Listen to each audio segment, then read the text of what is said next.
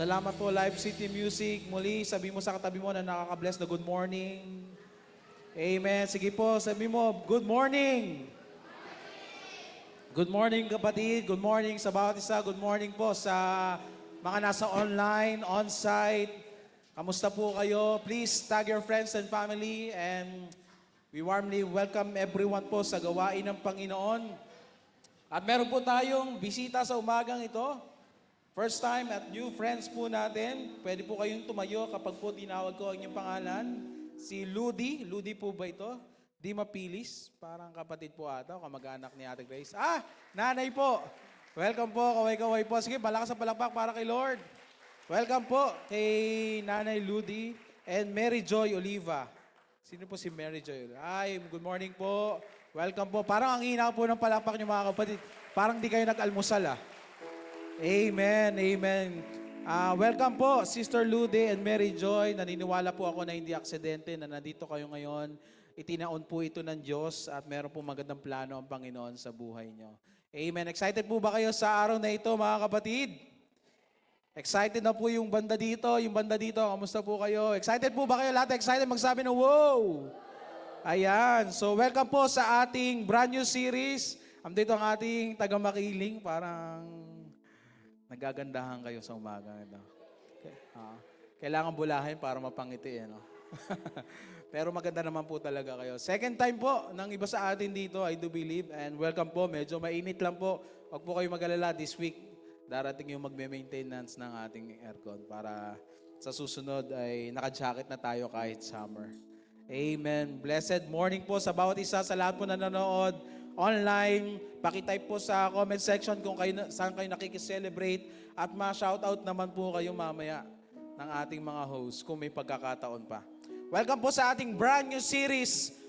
Simulan ko na po. Again, I'm Pastor RJ Reyes. Sa mga first time po, wini-welcome ko po kayo sa gawain ng Panginoon. Wala po tayo ibang itinataas na pangalan dito, kundi ang pangalan ng ating nag-iisang Panginoon at tagapagligtas.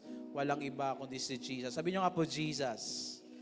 Amen. Welcome po sa ating brand new series for the month of March. Although ito ay Fire Prevention Month, pero mag-aapoy. I do believe my prayer this month ay mag-apoy, mag-alab ang ating pananampalataya sa Panginoon. Amen.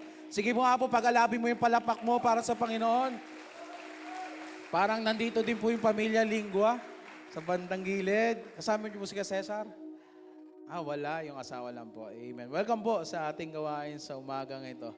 Fire Prevention Month. At muli, hindi natin ipe-prevent na hindi mag-alab ang ating puso. Dahil napakaganda po ng ating pag-uusapan sa buwan, sa 5 linggo po. 5 linggo ng March. Ayan. Ngayon po ay March 1. At naniniwala ako, nakakausapin tayo ng Panginoon. Sabi niyo nga po natin lahat, Dires. Pag sinabi pong Dires, katulad po sinabi ng ating host, ay ibig sabihin po nito ay most loved or cherish. Endearment sa sulat, Dires, sa Tagalog, minamahal. Yan, sa mga nauso pa ang love letter, ako po kahit nasa generation ako na ganito, gusto ko pa rin nagsusulat-sulat. Ayan. Ang sinusulat ko sa misis ko, meron tayong parcel sa labas, pakibayaran. Dires. Dires, honey. Pag sinabi pong Dires, most loved or cherish. At naniniwala tayo the sweetest name sa kalangitan. Walang iba, kundi ang Panginoong Hesus. Ang pangalan ng ating Panginoong Hesus. Pero ito pong Dires, ay makikita natin ang ibig sabihin po nito ay dalawang salitang pinagdugtong na ang ibig sabihin ay death and resurrection. So kinuha po natin yung salitang yan, the death and resurrection, Dires, Jesus means revisiting the beauty of Christ's death and resurrection. Pag-uusapan po natin, kaya nakaitim ang yung lingkod kasi this week ay namatay muna Di ba? Pag namatay, nakaitim. Ayan, yung anong kahalagahan ng kamatayan ng ating Panginoong Hesus at anong mapapala mo sa kamatayang ito. So dito po sa 5 linggo ng March, pag-uusapan po natin, and I do believe, sana po makasabay din po yung ating makiling and lawa, kasi yung kay Anlog sumasabay po sa ating series, ay ma-revisit po natin yung kamatayan at muling pagkabuhay ng ating Panginoong Hesus.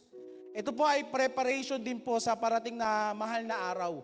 Yung Holy Week, papatak po yan ng last week ng March at pasok ng first Sunday ng April.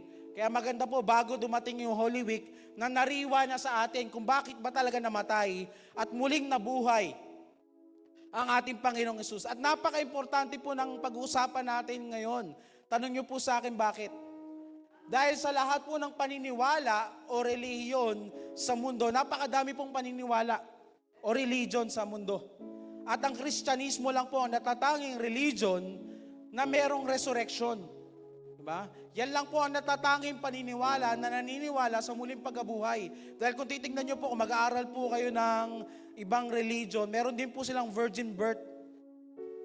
Pero ito pong natatanging paniniwala na Christianity, ang tanging paniniwala natin ay yung muling pagkabuhay. May virgin birth, ang pagkakaiba natin sa iba, may muling pagkabuhay. May namatay na Diyos na nagkatawang tao. Ba't yung Diyos nyo namamatay? Nagkatawang tao nga. Sabi mo sa katabi mo, nagkatawang tao nga eh. Hindi namamatay ang Diyos, pero yung pagkatao niya, yung katawan lupa, yun yung namatay. At huwag kang mag-alala, hindi siya nanatiling patay. Siya ay muling nabuhay. So ito po, because Christ has risen, ito po yung naging unique sa ating paniniwala. Diba? Of course, ito po ay talaga namang unique kasi ito naman talaga ang totoong paniniwala. May narinig na ba kayong Buddha, anti-Buddha? Di ba wala naman po? O sa Muslim? Anti-Muhammad? Di ba wala naman? Lahat merong anti-Christ lang meron. So ito lang talaga yung paniniwala na talagang dinedebunk ng ibang paniniwala. Talagang pinagtutulungan-tulungan nila, pero kahit kamatayan, hindi nasugpo ang ating Panginoong Hesus. So palapakan natin si Lord. Napakaganda po. So sabihin mo sa katabi mo, huwag kang a-absent. Sige, sabihin mo sa katabi mo, huwag kang a-absent for the last 5 Sundays. Sama po natin pag-usapan, pag-aralan, at sariwain ang kamatayan ng ating Panginoong Hesus at muli niyang pagkabuhay. Also this month, we will be having our Batch 13 Life Retreat. And mamaya po, new time slot po sa lahat ng kabataan dito. Please, atin po tayo sa ating team gig magingay. Sa lahat ng kabataan dito, sabi ng salita ng Diyos, Ecclesiastes, remember your Creator in the days of your youth. Doon sa season na meron kang malakas ka, alalahanin mo ang Diyos, paglingkuran mo siya, at naniniwala ako, bibigyan ka ng Diyos na napakagandang buhay, ganap at kasiyasiya. Amen. So let's get started. Ready na po ba kayo? Lahat ng ready na? Magbigay muli ng palakpak kay Lord. Amen. Praise God. It's good to be in the house of the Lord. At may tanong lang po ako sa umagang ito. Sino po dito nakakilala kay Gumburza? Si Gumburza, kilala niyo po ba? Si Padre Gomez, Burgos, at Zamora. Pag-usapan po natin sila sa umagang ito. Ayan. According to UP Manila, as they commemorate the 150th year of Gumburza's martyrdom, and they quote, sabi po dito, their execution by garroting last February 17, 1872 was crucial. Crucial daw po yung pagkamatay ng tatlong ito. Nung sila ay pinugutan ng ulo. Because ang dahilan po nito, ang naging dahilan nito ay yung ating pagkakaroon ng revolution. Diba? It sparked a strong campaign of the abuses of Spanish friars. At ito rin po yung naka-impluwensya kay Dr. Jose Rizal para magsulat ng mga libro. And eventually, nung nabasa ng mga Pilipino itong sulat ni Jose Rizal, provoke a national revolution. Revolution po, hindi rebellion ha. Ano po pagkakaiba ng dalawa, Pastor, sa revolution, rebellion? Pag rebellion po, may nasisira. Kapag revolution, may naayos, may progress. So hindi po rebellion na nangyari nung panahon ni Dr. Jose Rizal. So ito pong national revolution that led to independence from the Spanish regime from 333 years. So konting history po ilang taon tayo na-conquer ng Spanish? 333 years. Yung iba parang hindi nyo na naalala no? Parang kasing tandaan nyo na ata si Rizal Diba? So ganun po tayo katagal sinakop ng Kastila. Kaya nga po makikita natin pati sa sa sistema natin, Kastila na rin no? Yung mga salita natin, Kastila, upuan, mesa. Diba? Kaya nga tayo may Spanish bread. Sino po favorite Spanish bread? Diba? Alam niyo ba, sa Kastila galing yan, kaya nga Spanish bread. Diba? May Spanish sardines. Ay, iba nag-aabang ano kayo susunod. Diba? Yang katabi niyo po, alam niyo po ba na Kastila din yan? Sabihin ko po sa umagang ito yang katabi niyo, Kastila din yan. Tanong niyo po sa akin bakit? Kanina nagpunas siya ng Spanish na laway. At sana wala ngayon, di ba? O wag ka na po mapunas. Tinignan no? Spanish na laway. So naapektuhan tayo ng Spanish dahil ang tagal So bakit tayo nakalaya? Imagine that naging parte na ng language natin yung Kastila. Yung pagkamatay ng Gumburza, nag-spark sa puso ng isang Dr. Jose Rizal. Actually, hindi naman talaga siya yung yung nag-mentor. Ang nag-mentor sa kanya si Pasiano. At yung mentor ni Pasiano, yung tatlo, yung Gumburza. So na-impluwensyahan at nasaksihan ni Dr. Rizal kung paano pinugutan, kung gaano ka-gruesome yung pagkamatay ng tatlong ito. At nagbigay ng alab, passion para matigil na ang paghihirap natin at nagbigay ng kalayaan sa atin for almost 333 years. So makita po natin, namatay si Gumburza, namatay si Rizal at nagbigay ng kalayaan, dalawang kamatayan na matindi ang naging kinalabasan. Nakita po natin yon. Ganun yung naging benefit ng pagkamatay ng Gumburza at ni Rizal. At nakamit po natin yung minimithi nating kalayaan. Ulitin ko po, makinig mabuti, kalayaan ang naging benepisyo natin sa kanilang kamatayan. So may iba't ibang benepisyo po pag namamatay ang isang tao. Sa pinag-usapan po natin, ang benepisyo, kalayaan natin. Lalo na sa mga heroes pa ng mga nagdaang panahon. So ngayon pag-usapan po natin ngayong araw na ito, ano naman yung ating napala sa kamatayan ng ating Panginoong Hesukristo? Kasi kung may favorite kang superhero, dapat si Jesus. Hindi lang, kasi pag si Captain America, America lang liligtas niya. Pag si Captain Barbell, mga Pinoy lang, si Darna. Pero si Jesus buong mundo niligtas. At hindi niya pinatay kung sino man, siya ay namatay para tayo lahat ay mabuhay. Bigyan natin ng malakas na palapak si Lord. Kung ready na kayong pag-usapan, ano yung benefits na mayroon sa kamatayan ni Jesus na kailangan natin malaman. Tayo po tayong lahat bilang paggalang sa salita ng Diyos. And I do believe kakausapin ka ni Lord. Lalo na sa mga first time po ngayon, kakaiba po ang salita ni Lord, makapangyarihan at nagbabago ng buhay. Romans chapter 5, verse 9 to 11, basahin po nating lahat. In the count of 3, 1, 2, 3, go. We have been made right with God by the blood sacrifice of Christ. So through Christ, we will surely be saved from God's anger. Verse 10. I mean that while we were God's enemies, He made friends with us through His Son's death. And the fact that we are now God's friends makes it even more certain that He will save us through His Son's life. Last pong verse. And not only will we be saved, but we will also rejoice right now, sabi nyo nga po right now, in what God has done for us through our Lord Jesus Christ. It is because of Jesus that we are now God's friends. Life City Church, join me on our first installment ng ating Dearest Jesus series entitled Death with Benefits. The unique benefits of Christ's death. Tayo po'y pumikit lahat, tayo po'y manalangin. Pwede mong pasalamatan si Lord dahil siya ang pinakadahilan bakit tayo nakatayo sa araw na ito. Siya ang nagbangon sa iyo sa higaan kanina, ang kanyang grasya, ang kanyang habag, ang kanyang pag-ibig na walang kapantay. Ang siyang patuloy na nagbibigay sa atin ng dahilan para mabuhay.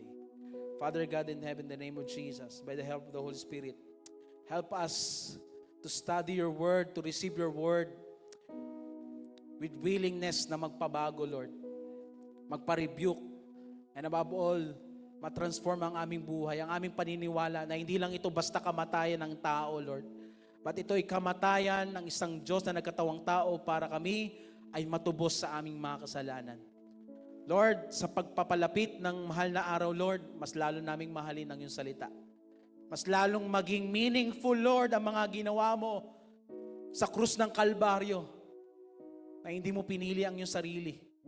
Ang iyong sariling comfort, bumaba ka dito sa lupa para ialay para sa mga taong hindi deserving ng pagmamahal mo. Salamat o Diyos. Itago mo ang iyong lingkod, ikaw makita, marinig sa aming kalagitnaan.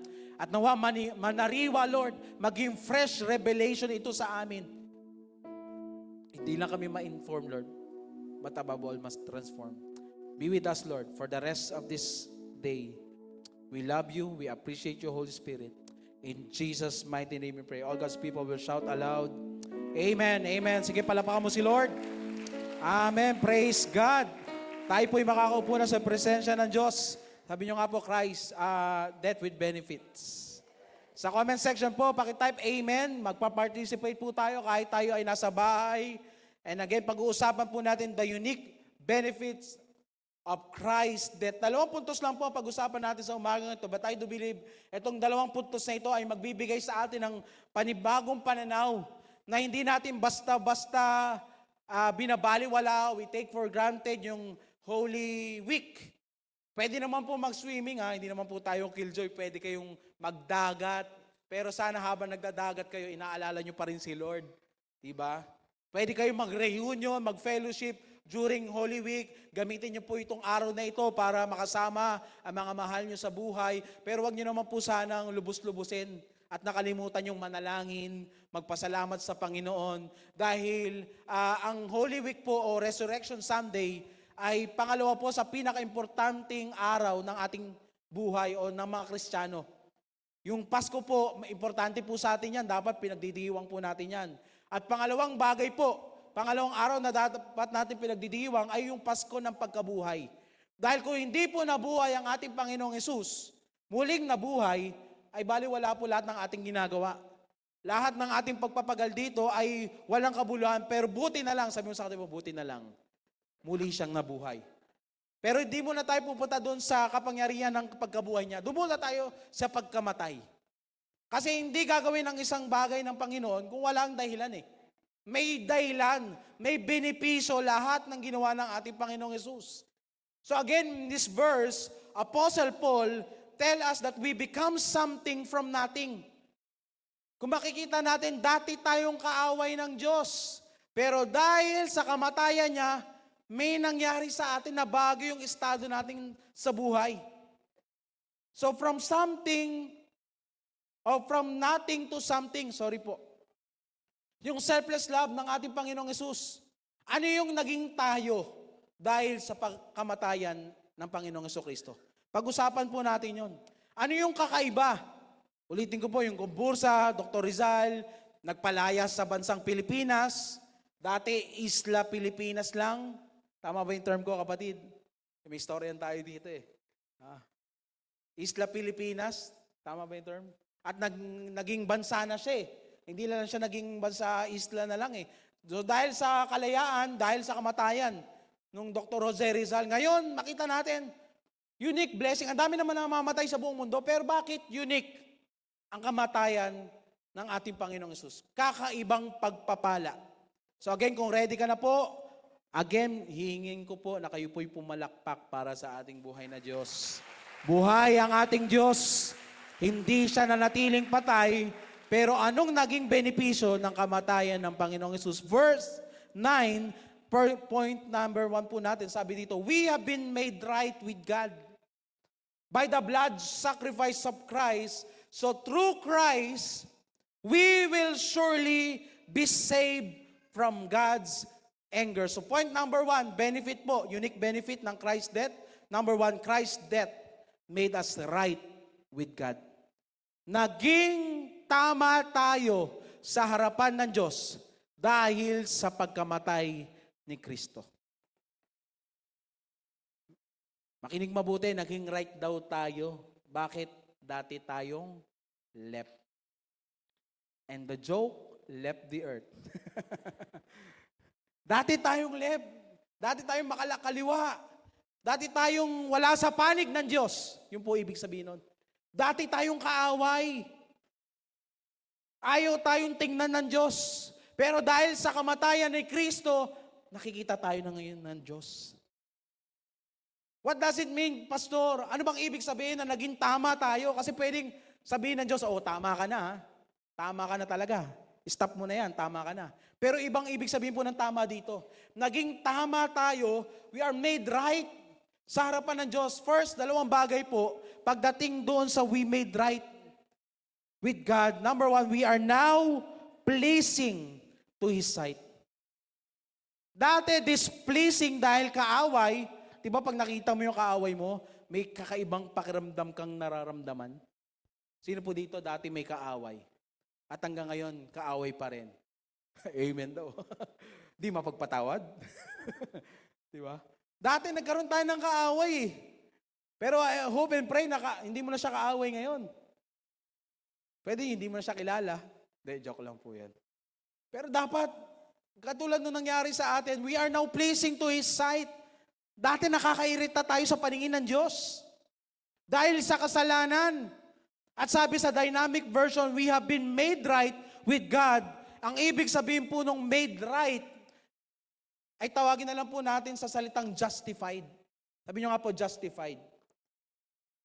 In verse 9 po sa NIV, sabi niyan, since we have now been justified by blood, by His blood, not by works, not by moral values, not by good works, na justified ka daw, saan daw po? Sa pamamagitan ng dugo ni Kristo.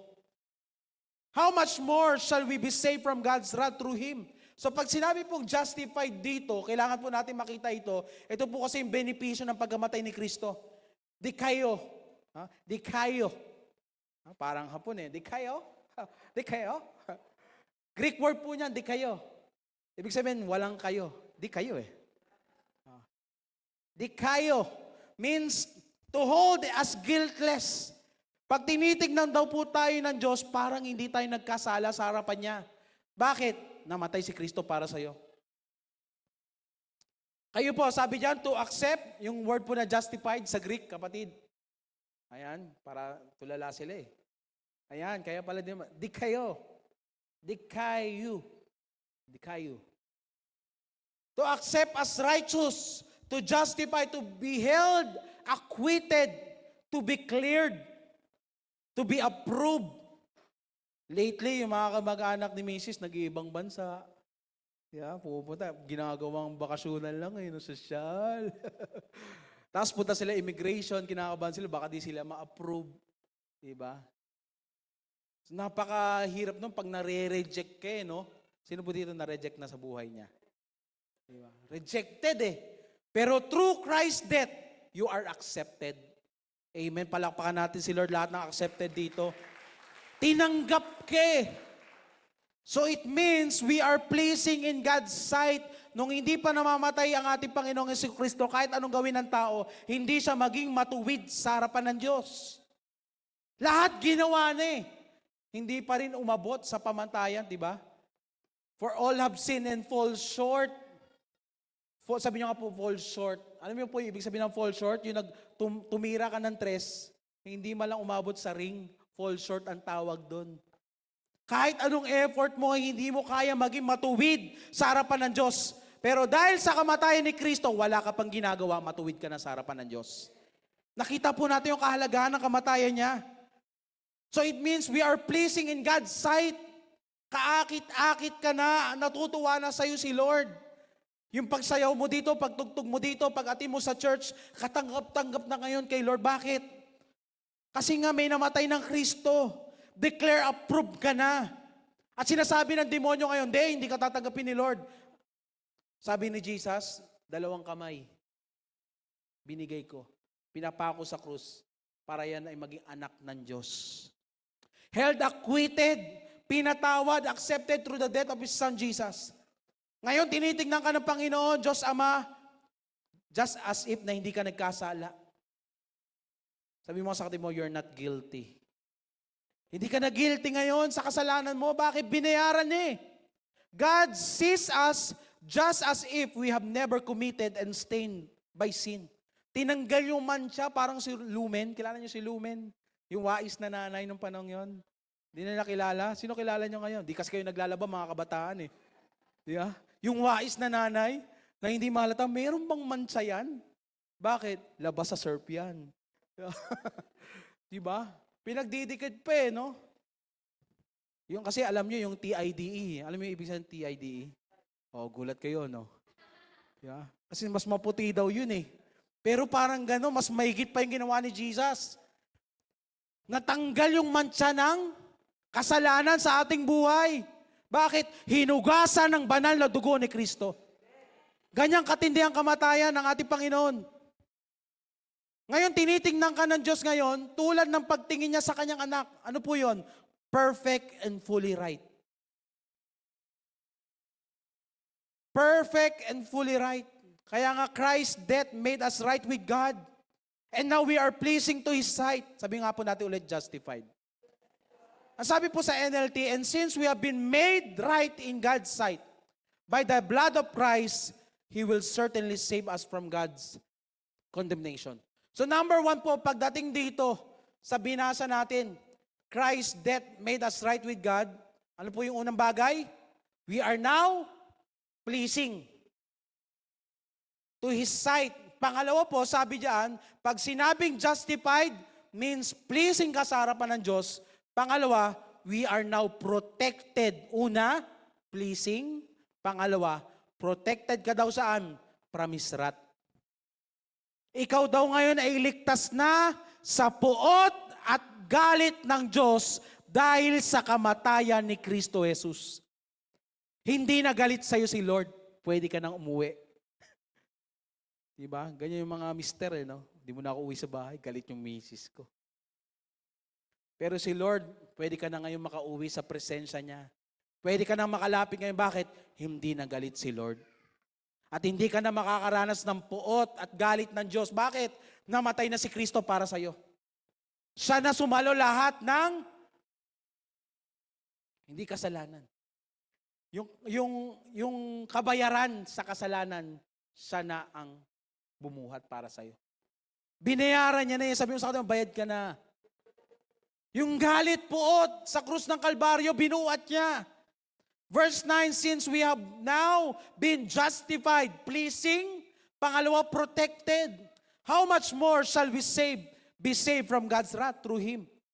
Sa makatuwid, mga kapatid, makinig ka maigi, no child of God need ever fear dying and going to hell. Sino po dito hanggang ngayon natatakot pang mamatay? Dahil hindi niya alam kung saan siya pupunta. Saan ba talaga ako? Sabi po dito, kapag ikaw po ay na kay Kristo na, hindi mo na kailangang matakot sa kamatayan.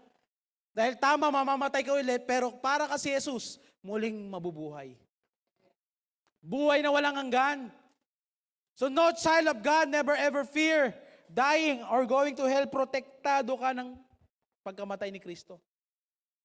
Yan ang mga taong justified. Wala ka na dapat ikatakot sa kamatayan at impyerno. Sabi po ng John 3:36, tayo pong lahat, basahin niyo po mga kapatid. Whoever believes, sige po, next slide, John 3. Sige po, go.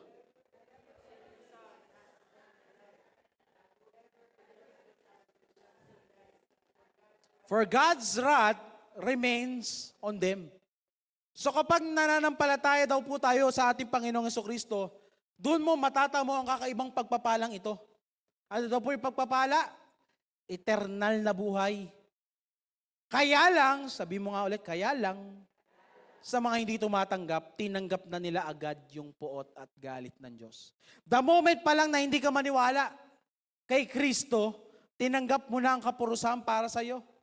Dahil wala nang ibang tutubos sa'yo. I am the way, the truth, and the life. No one. Pag sinabing no one, wala nang iba. No one comes through the Father except through Jesus. Dahil binayaran ng kanyang anak na si Jesus, tayo'y tanggap na ng Panginoon. At hindi na namumuhi sa iyo ang Diyos. Yun po yung unang benepisyo ng pagkamatay ni Kristo. Unique blessings. Kasi tama na matay si Gumbursa, si Rizal, pero hanggang lupa lang yung kalayaan binigay sa atin. Pero yung binigay na kalayaan sa atin ng Diyos, kalayaan sa kapangyarihan ng kasalanan. Katikaramdaman kasama. At hindi na namumuhi sa iyo ang Diyos, kapatid. Kung iniisip mo, ayoko muna mag-church kasi parang ang tagal ko nang hindi nakakapanalangin. Maganda namang realization yon. Pero hindi ka nga minahal ng Diyos dahil sa ginawa mo eh. At sa hindi mo nagawa. Minahal at tinanggap ka ng Diyos dahil sa ginawa ng kanyang anak na si Jesus. Kaya sabi mo sa katabi mo, tapikin mo sa balikat, tanggap tayo ng Diyos. Tanggap tayo. Hindi dahil sa galing mo, hindi sa galing ng taas ng kamay mo pag nagsasamba, hindi dahil sa maaga ka mag-church, pero dapat po maaga nag-church ha. Baka justify din natin yung mga gawa natin. Hindi po. Pag tama yung relasyon, tama din yung pamumuhay. Pero hindi dahil sa ginawa mo, kaya ka tinanggap ni Lord. Makinig mabuti, sabi dito, they reject. Kapag nireject daw po, they will experience the wrath of God. Kapag nireject mo si Lord, kawawa ka. Dahil wala nang magpoprotect sa'yo sa wrath ng Diyos. Matik, impyerno po yun. Hindi na po pwedeng mag-repent pag namatay ang tao. Hindi mo pwedeng ipag-pray ng 40 days. Ano ba yun? Pasyam? May pasyam po no? Ano po ba yung pasyam? So kapag nireject ng isang tao ang Diyos habang siya ay nabubuhay, kapag siya ay namatay, wala nang repentance. Kaya nga po naniniwala ako kahit yan pa yung pinakamasamang taong kilala mo, hanggat buhay pa siya, may pag-asa pa siya. Hanggat humihinga pa, yan man ay kamag-anak mo, kapitbahay mo, may pag-asa pa yan. Pero sa lahat ng inaccept si Jesus, they are justified. Pleasing, una. Pangalawa, protected. Sabi nyo nga po, protected. Iingatan ka. Poprotektahan ka. Kaya ganoon na lang po tayo kasigasig magpag-share ng gospel. Bapo, meron po tayong Holy Wind Challenge. Tina-challenge po natin ang bawat isa. Mag-share tayo ng Word of God. Kasi gusto ng demonyo, masira tayo eh. Pero ang pag-ibig ng Diyos, poprotektahan tayo sa wrath ng Diyos. Kapatid, balik na sa Diyos. Sa lahat mo na nakakarinig ng salitang ito, kung feeling mo, napakalayo mo kay Lord, ikaw lang naman ang lumayo, hindi si Lord. Nakakabalik at makakabalik ka sa Diyos. Bakit? Binayaran niya na sa krus ng Kalbaryo ang kasalanan natin. Pwede mo palakpakan natin si Lord? Balik na kay Jesus. Bakit? His death made us right. Kung buong buhay mo, wala ka nang ginawang tama, ito yung pinakatamang gagawin mong desisyon. I-accept si Lord. Psalms 97. Kayo po. For we are brought to an end by your anger. Po yung galit ng Diyos, oh. By your wrath, we are dismayed. Pero hindi na ito mararanasan ng mga taong kumilala kay Lord. So ang poot ng Diyos, ang katapusan ng lahat ng tao. Buti na lang may nag-alay ng kanyang buhay. And His death made us right with God. And we are now called justified. Pero pagdating po sa justification, huwag niyo po kakalimutan, may dalawang bagay po. Two elements ng justification. Number one, pardon. Sabi niyo nga po, pardon. Pardon. Pardon. Pangalawa, imputed righteousness. So pagdating po sa justification, may dalawang element po. Kailangan po magkasama itong dalawa pagdating sa justification.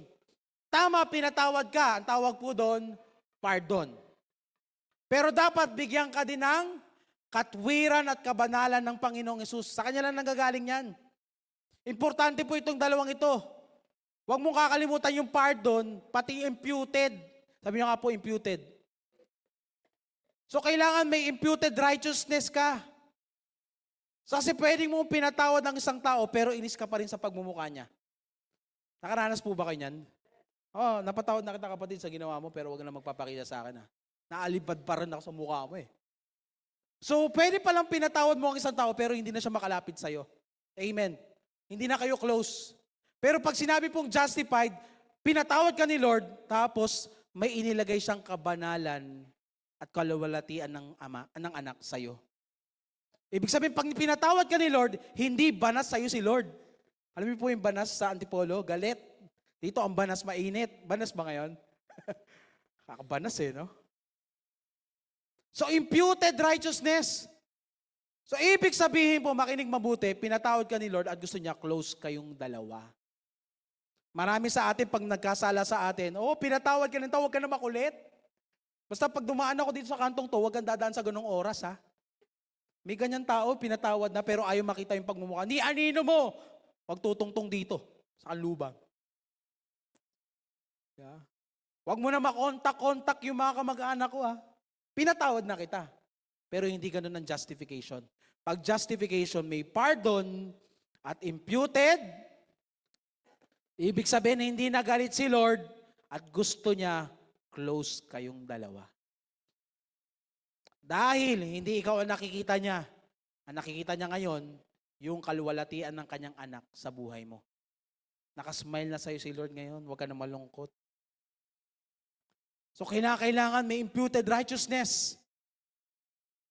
Yun ang justification. Ganun katindi ka mga kakaiba. Ang kamatayan ng ating Panginoong Jesucristo. NLT sabi po dyan verse 9. Pakibalik po. And since we have been made right in God's sight by the blood of Christ, He will certainly save us from God's condemnation. Thank God we are justified through the death of our Lord Jesus Christ. Natutuwa ba kayo na namatay si Kristo para sa ating lahat? Pero di lang po doon natapos doon. Sabi mo, wait, there's more. Last but not the least, 2 puntos po. Number 1, ano po yon? The benefit of Christ's death. Christ's death made us. Pangalawa po, sabi sa verse 10-11, kayo po, for sins are friendship. Okay, next. Verse 10-11 po, second point po tayo.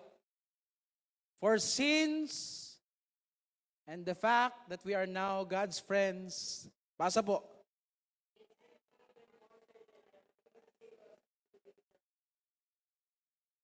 And not only will be saved, but we also rejoice right now. Ang sabi po, in what God has done for us through. So number 1, we made right with God. Pangalawa, Christ's death. Last but not the least, made us friends with God. Dating kaaway, ngayon magkaibigan. Isa sa pinakamasarap na relasyon sa Panginoon. Siya'y maging kaibigan. Hindi lang tayo ginawang tama sa kanyang kaharapan. Tama, nakikita ka ni Lord ngayon. Matuwid na. Just as if na hindi ka nagkasala sa buong buhay mo. Justification. Pero hindi lang yun eh. Hindi ka lang niya tinawag na anak. Gusto ka ring gawing kaibigan ng Diyos. At ginawa na nga tayong kaibigan dahil sa pamamagitan ng kanyang kamatayan. So ganito po katindi ang kamatayan ng ating Panginoong Jesucristo. We are made right with God. Pangalawa, Christ's death made us friends. Kaibigan. So 3 bagay po pagdating dito sa friend with God. Number 1 po sabi sa verse 10, for if while we were God's enemies, we were reconciled to Him through the death of His Son. So number 1, there is reconciliation. May pakikipagsundo. Dati hindi mo magets. Ngayon nagkasundo na. There is reconciliation. Sabi po dyan sa to be reconciled, we were reconciled, katalaso. Means to take enemies and make them into friends. Makinig ka mabuti, ibig sabihin pinagbati na daw tayo sa Diyos. Ng ano daw po? Ng kamatayan ni Kristo. Dating kaaway, ngayon kaibigan na. Kasi nga ulitin ko katulad ng point number 2 kanina, subpoint, iba yung nagkaayos kayo, pero iba naman yung naging close kayo. Ang gusto ni Lord, bukod sa pinagkasundo tayo, gusto niya maging close yung relationship natin. So yun yung sinasabi ko kanina po may huddle kami ng worship team. Gusto ni Lord, partnership yung relationship eh. Hindi pwedeng si Lord lang yung nanunuyo sa'yo lagi. Tama, binigay niya ang kanyang anak, pero may gagawin ka eh. Gusto niya close yung relationship mo, gusto mo naman lumayo. Again, makinig mabuti, we are no longer enemies with God, but we are at peace with Him. Tandaan mo yan kapatid, ikaw at ako at ang Diyos ay magkaibigan na. Bakit kinakailangan ng reconciliation? Dahil kapatid, tandaan mo, mabuting kaibigan si Lord, pero mahirap siyang kaaway. Napakasarap maging kaibigan si Lord. Amen po ba? Pero huwag mong gugustuhin maging kaaway si Lord. Hindi ka lang sa bigas nagtampo. Pati sa buhay mo nagtampo ka. Kasi yan ang pinakagusto ng demonyo, sirain ang relasyon mo. Sa pamamagitan ng kasalanan, nasira ang ating relasyon sa Diyos. Pero Christ's death brings reconciliation. Sabi nga po ng reconciliation. Pinagkasundo tayo ulit eh. Pag nag-aaway po si Blake at Tyler, pinagkakasundo mo mamaya, may kasama pang batok yung bunso eh. Diba? Ganyan ang tao eh. Gustong makagante. Pero ang Diyos hindi. Amen? Kung Diyos, yung paiirarin lang ni Lord yung pagiging just niya, patay tayong lahat. Pero si Lord hindi lang siya just, merciful siya. At puno siya ng grace. Grace and mercy and truth. Kaya nga marami nagsasabi, bakit si Lord? Akala ko ba mapagmahal siya, bakit nagpapadala siya ng tao sa impyerno? Kapatid, hindi naman Diyos ang nagpadala ng tao sa impyerno. Tao, sarili niya ang nagpadala sa kanya sa impyerno. Kasi una sa lahat, ang impyerno para sa mga demonyo. Hindi talaga sa tao. Ngayon, dahilan, bakit napupunta ang tao sa impyerno? Sarili niyang desisyon. Kaya nga pinadala ang kanyang bugtong na anak para hindi tayo mapunta sa impyerno. Kaya lang, sabi mo sa katabi mo, kaya lang, matigas ulo mo. Pinagkakasundo na tayo, ayaw mo pa? So, itong kamatayan ni Kristo brings reconciliation. Christ's death made us friends with God, kaibigan. Again, hindi mo magugustuhan ang galit ng Diyos. Kakaiba si Lord kapag nagalit siya, pero kakaiba din siyang magmahal. Sana piliin mo yung side na pagmamahal ni Lord. Kasi binigyan tayo ng free will ni Lord, hindi tayo ginawang robot. So hindi mo pwedeng sisihin ngayon, Lord, ba't ako napunta sa impyerno? Si Lord ba talaga o ikaw? Sabi mo sa katabi mo, ginusto mo yan eh. Pero huwag mong gustuhin mapunta sa impyerno. Nakita po natin yun, hari ng mga hari, Panginoon ng lahat, gustong makipagsundo sa'yo. Nakita niyo po yung kagandahan nun? Sino tayo? Sino ka? Amen? Who am I that you are mindful of me?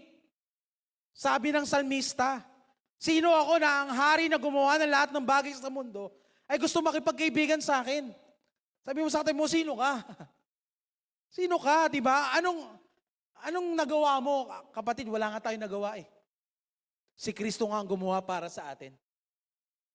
Ang daming sikat na tao, baka yung boy band na gusto mo, K-pop na gusto mo, ginagastusan mo para maging close kayo, yung mapunta ka man lang sa harapan pag may concert. Sino po gumagastos dito? Amin kayo ngayon. Pinag-ipunan mo na matagal, para nasa VIP ka. Pero pag sa church, walang bayad, ayaw mo pumunta sa harap. Minsan, di mo alam sa tao kung ano talaga gusto maging ka-close eh. So may iba gumagastos, tili ng tili, kanta ng kanta, di naman naiintindihan, di naman sila kilala ng kinakanta nila. Yeah. Pero pagdating sa church, di man lang maitaas ang kamay. Sabi mo sa katabi mo, aray ko. Diba ayaw nyo? Amin tayo. Kasi si Lord gustong-gusto niya maging ka-close ka. Pero mas pinipili mong gastusan yung mga K-pop. Hindi ko po sinabing masama yun. Pero baka mas nabibigyan mo ng lakas, mas kabisado mo pa yung mga pangalan na taga-ibang lengguwahe kaysa yung libro sa Bible. Anong sunod sa Habakuk, mga kabataan? Ayoko, haba nun eh. Madali na lang, pastor. Diba kabisado mo na, ano yung mga kantang yun? Parang langaw eh, no? Killjoy ba si Lord? Hindi po.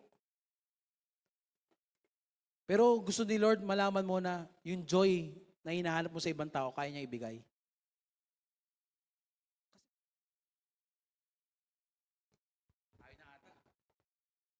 Sound check yun, meron na ulit. Salamat po. Again, ang daming sikat na tao, gusto mong makaklose, pero hindi ka man lang nabigyan ng pagkakataon. Nagpapapicture ka pa. Diba? Pinopost mo pa sa social media kapag pero yung Bible verse, di mo man lang ma-post. Kasi nahiya ka, baka sabihin, maka-Diyos ka. Ano gusto mo, tawagin makademonyo? Minsan gusto pa natin tawagin ng pangit na salita, eh, no? Oh, maka-Diyos ka. Oo, talaga maka-Diyos ako. Di ba? Mas magandang tawagin maka-Diyos kesa makamundo at makademonyo. Di ba? Mas magandang tawagin kaibigan ng Diyos kesa kaaway ng Diyos. Sino dito hindi mahihiyang tawagin siyang kaibigan siya ng Diyos? Sana po, ipamuhay natin. Ganyan ang benefit kapag namatay si Kristo. Naging kaibigan tayo ng Diyos. Una, may reconciliation. Pangalawa, sabi sa verse 10, for since our friendship, sabi niya nga po, friendship, with God has restored, na-restored daw, by the death of His Son while we were still His enemies, we will certainly, sabi niya nga po, certainly. So pangalawa, reconciliation. Pangalawa, reassurance. Reassurance means the action of removing someone's doubt or fear. Inaalis nito yung pagdududa o takot sa atin kung ano mangyayari sa mundo. Nabalitaan naman natin kagabi, di ba? Nagpalipad na naman ng missile. Ang Amerika, kung di nyo po nabalitaan yun. So yung iba na, ay malapit na dumating si Lord. Natatakot eh. Pero pag alam mong kaibigan ka ni Lord, babalikan ka niya. Tinatanggal nito yung takot at doubt. Na ang pagbabalik ng Diyos, hindi para sa mga Kristiyano, hindi para matakot tayo, kundi magkaroon tayo ng pag-asa. Kaibigan ka ni Lord. Babalikan ka niya, ligtas ka. Kapag sinabing friend of God, may assurance ka compared sa iba na walang kasiguraduhan. Sa makatuwid, sa kamatayan ni Kristo, ang kaligtasan natin ngayon ay tiyak. Tiyak, sabi mo nga po tiyak. At sa mga hindi naniniwala, sila'y iiyak. Tayo'y tiyak, sila'y may pag-iyak sa pagbalik ni Lord. Makinig mabuti kapag kaibigan ka ni Kristo, ang kaligtasan mo'y sigurado. Nililibre nga ng kaibigan. Di ba may kaibigan po tayo sa lupa, kinilibre tayo. Sarap nung karoon ng kaibigan na gano'n, no? Libre tayo sa lahat. Huwag mo nang bayaran. Di ba? Ganyan din si Lord eh. Bayaran mo kasalanan mo, hindi mo kaya. Ako magbabayad para sa'yo. Di ba? So number 2, reassurance. Napakasarap maging kaibigan si Lord. Bakit? Hindi siya killjoy. Pangatlo, there is rejoicing. So now we can rejoice. Sabi nyo nga po, rejoice. Kaya nga kanina, ang saya-saya, reason. Tapos ikaw, parang lungkot-lungkot mo. Although talaga may pinagdadaanan tayo sa buhay, pero the reason why tayo nandito sa church ay para ma-focus yung ating puso kay Lord. Hindi ko po dinidisregard yung nararamdaman nyo. Talaga may pinagdadaanan. Ako rin naman po may pinagdadaanan. Ikaw ba naman, pagbanta ang papatayin, buong pamilya mo? Diba? Sinong hindi malulungkot doon? Pero pag alam mong kaibigan ka ni Lord, katawan lang kaya nilang patayin. May buhay na walang hanggan. Pero, natakot ka ba, Pastor? Ay, syempre. Tumawag pa sa'yo eh. Papatayin daw tayo.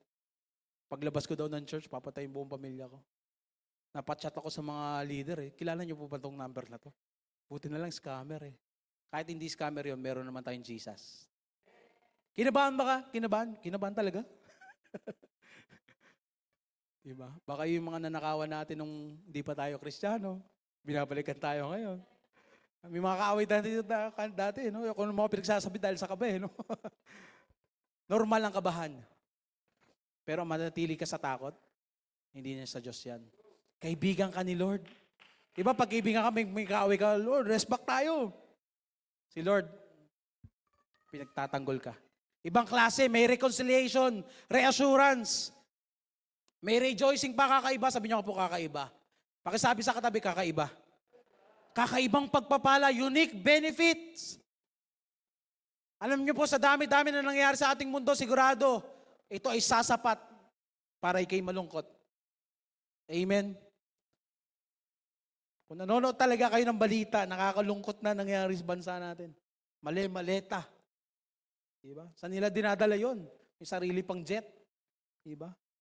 Pero there is enough reason to rejoice this day. Pagmamahal ni Lord. Amen? Parang di kayo masaya. Amen? Sabi nyo ka po, rejoice. Church, don't forget, kaibigan tayo ni Lord. Sa panahong nalulungkot ka, alalahanin mo na may kaibigan ka nagmamahal sa iyo. At ang pangalan niya, Jesus. Dearest Jesus. Malungkot ako ngayon. Pwede mo ako pasayahin? Bibigyan niya sa iyo ang presensya niya. Nagbibigay ng kapayapaan na hindi kayang ibigay ng mundo.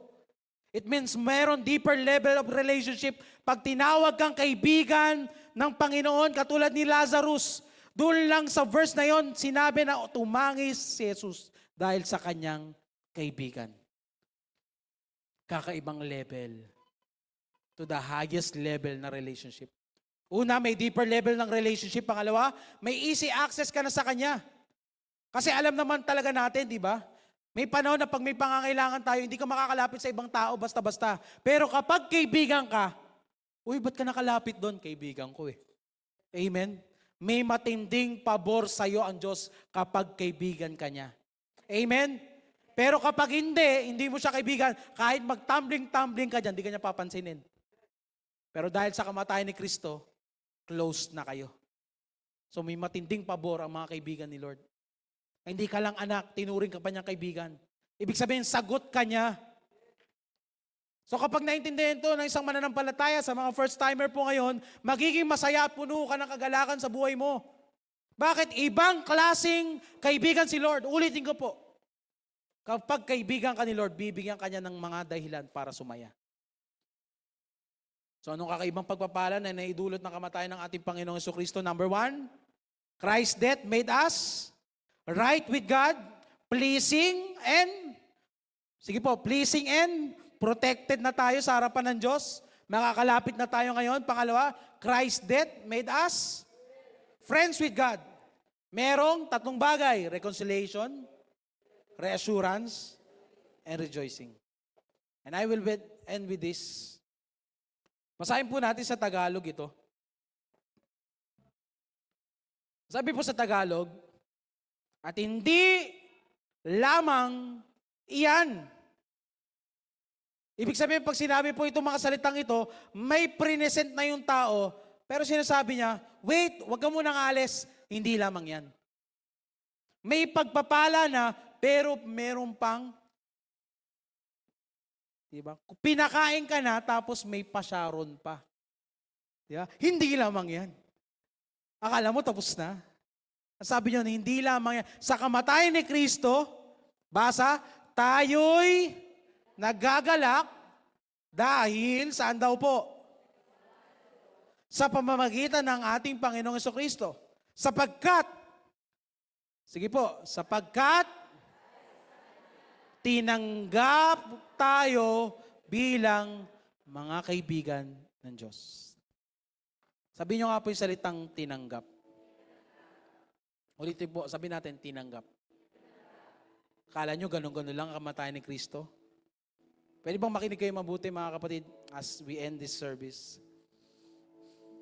Kapag huhugot ka ng kagalakan, dapat sa pamamagitan ng ating Panginoon.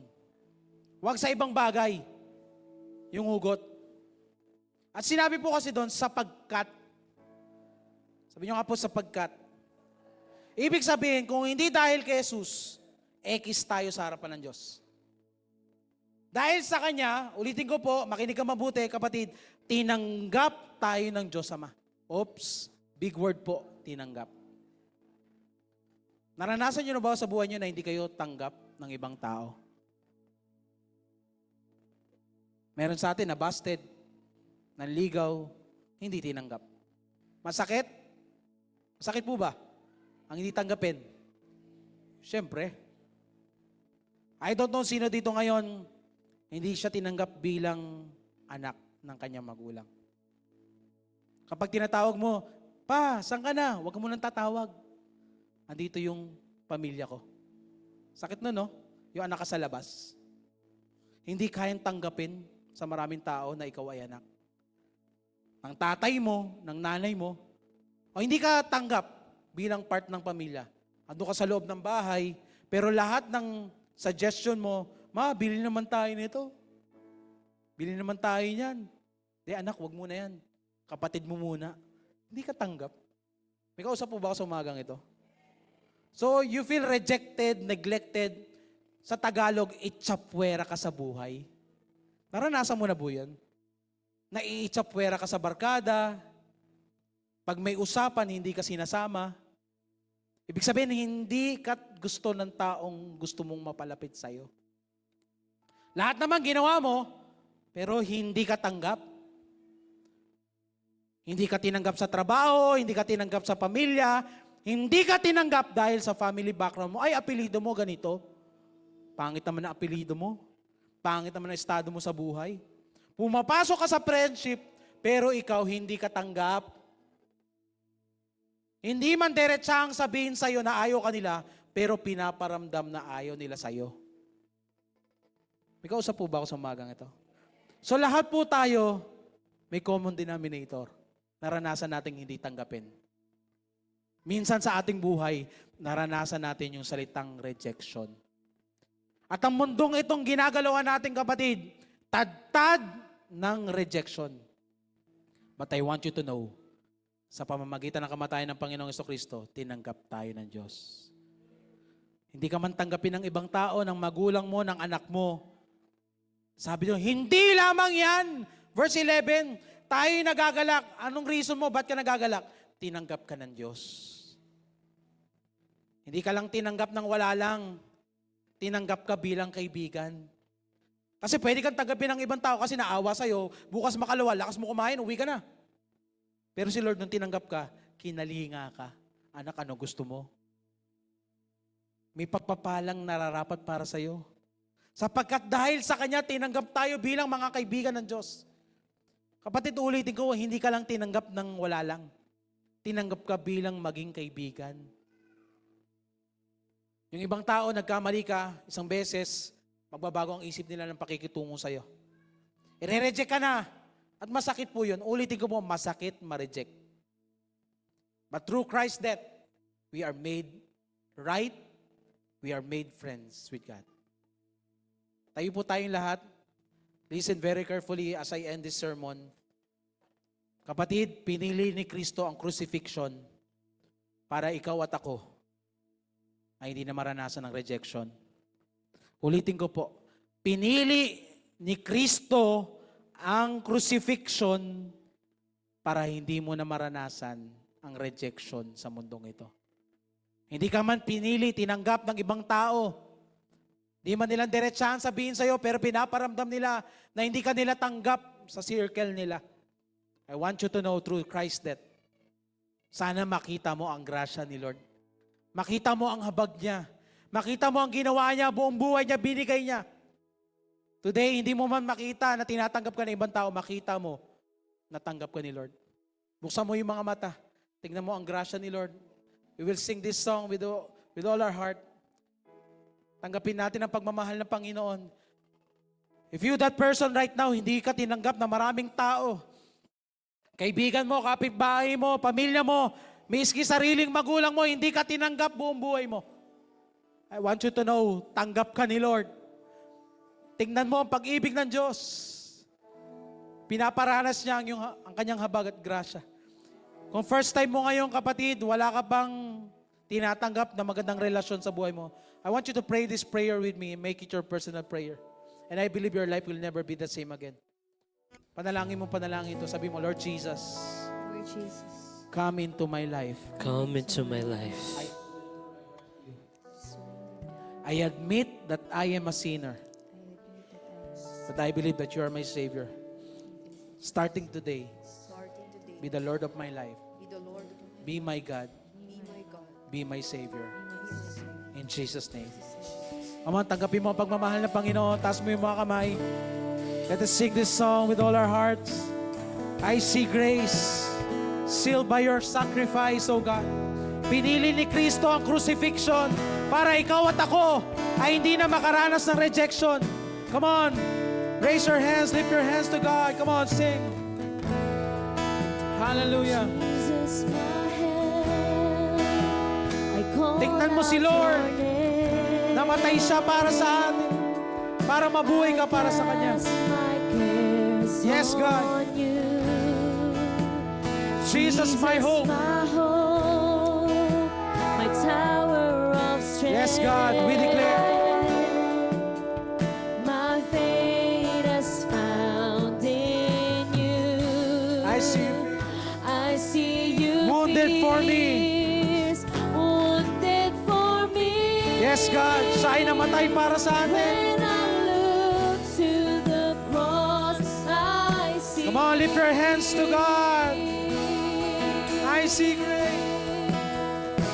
I see grace. Oh God, Sealed by tinanggap ka ni Lord. sacrifice.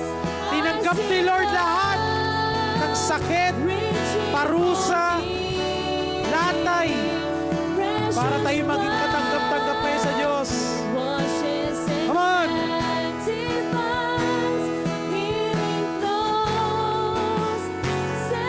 I see grace. Come on. I see grace. Sealed by your Makita mo ang sakripisyo ng Diyos. Siya'y namatay para sa ating lahat. Precious blood Hallelujah. washes and Come on, lift your hands to God. healing flows. Setting me free. I see grace. I see grace. Oh God. Sealed by your Tanggap ka ng Diyos. sacrifice. Hindi ka man tanggap ng pamilya mo. Hindi ka man tanggap ng kaibigan mo. Tanggap ka ng Diyos. Precious blood washes and sanctifies. Healing flows, setting me free. Come on, I do believe with all my heart. Kinakausap ka ng Diyos. Pwede bang alalahanin mo yung mga panahon na na-reject ka sa buhay mo? Yung sakit na naramdaman mo. Dahil gusto ni Lord hilumin yung sakit na yan. Tinanggap ni Lord lahat ng pangungutya, tinanggap ni Lord lahat ng hirap para tanggapin mo ang kalayaang sa iyong kasalanan. Binayaran na ng Diyos. Awitin natin muli ang verse 1. Make it your personal prayer. Jesus, I need you today. Jesus, my help. Come on. Out your name. Kung meron pang rejection dyan sa puso mo na nandyan pa hanggang ngayon, gusto ni Lord alisin ang mga sakit na yan. On you. Gusto ni Lord palitan ng kagalakan, kalayaan. Tinatanggap ka ni Lord ngayon. Power of strength. Hallelujah. Yes, Lord. My faith is found in you. I see Come on. you be Wounded for me. wounded for me. When I look to Aawit the tayo na may pagmamahal sa Panginoon. I see grace, Lord. Hindi ko na tinitingnan ang rejection ng tao, pero nakikita ko ang grasya mo ngayon, Lord. Ang grasya ng Diyos na kayang kumalinga, kayang magpagaling, kayang magpalaya, kayang maghilom, kayang magligtas. Come on, tingnan mo ang pagmamahal ng Diyos. Precious blood Tingnan mo ang grasya ng Diyos. washes and sanctifies. Hallelujah! Come on! Healing Lift your hands to God. flows. I see grace. Oh, I see grace. I see grace. Sealed by your sacrifice. Namatay siya para sa ating lahat. Reaching Oh, for God. me. Precious blood. Precious blood washes and sanctifies. Healing flows. Setting me free for the last time. Me free. Oh, I see grace. I see grace. Sealed by your Yes, Lord. Woo. sacrifice. Thank you, Jesus. See love Hallelujah. reaching for me. Precious blood. Precious blood washes and Come on, healing flow. sanctifies. Healing flows, setting me free. Oh, I see I grace. see grace. I see. Niyayakap ka ni Lord ngayon. Kung mga tao ay nireject ka, si Lord hindi ka i-reject. Hindi ka itataboy ng Diyos. Hindi ka itataboy ng pagmamahal ng Panginoon. Kakalingayin ka niya. Tatanggapin ka niya ng buong buo. Father God, in the name of Jesus, Salamat dahil pinili mong mamatay para sa amin lahat. Walang pumilit sa inyo, Lord, pero pinili mo na ialay ang iyong kaisa-isang anak para sa aming lahat. Isang taong nagbayad, pero maraming taong naligtas. Ganyang kadakila ang iyong kamatayan para sa amin lahat. Your death made us right with God. We are now pleasing and protected sa puot at galit ng Diyos. Salamat, Panginoong Yesus. Dahil binayaran mo ang mga bagay na hindi namin kayang bayaran para sa aming sarili. And now, hindi na kami kaaway ng Diyos. Kami ngayon ay tumatayo bilang kaibigan at anak ng Diyos. Pinagkasundo at may assurance sa buhay na ito. Sa mundong walang katiyakan, may kasiguraduhan sa Diyos. Salamat, Panginoon. Kami ngayon napupuno ng kagalakan.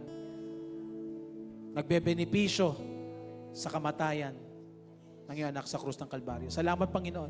Lalabas po kami sa lugar na ito na hindi katulad ng dati. Puno ng pag-asa at kagalakan sa pangalan ni Jesus. Walang bagay na makakapagnakaw nitong kagalakan na ito. Salamat, O Diyos. Hindi kahirapan, hindi karamdaman, Lord. Kundi punong-puno na kagalakan na nagmumula sa iyo. Salamat, Lord. And now, gusto ni Lord, hindi ka lang lalabas dito na puno ng kagalakan, kundi puno rin ng kapayapaan. Tanggapin mo ang kapayapaan ng Diyos. Sabi mo, I receive in the name of Jesus. Kagalingan sa pangalan ni Jesus. Sabi mo, I receive. I receive. Yes, Lord. Kaligtasan sa iyong buong mag-anak sa pangalan ni Jesus. Sabi mo, I receive in the name of Jesus. Tanggapin po natin ang benediction na nanggaling sa Numbers chapter 6. Every time hindi declare ito ng man of God, claim it and it will be yours. Taas po natin ang ating dalawang kamay. Life City Church, may the Lord bless you, take care of you. I receive. May the Lord be kind and gracious to you. I receive. May the Lord look on you with favor and give you peace. I receive. Lord Jesus, we receive all these blessings. In Jesus' mighty name we pray. All God's people will shout aloud, Amen and Amen. To God be all the glory.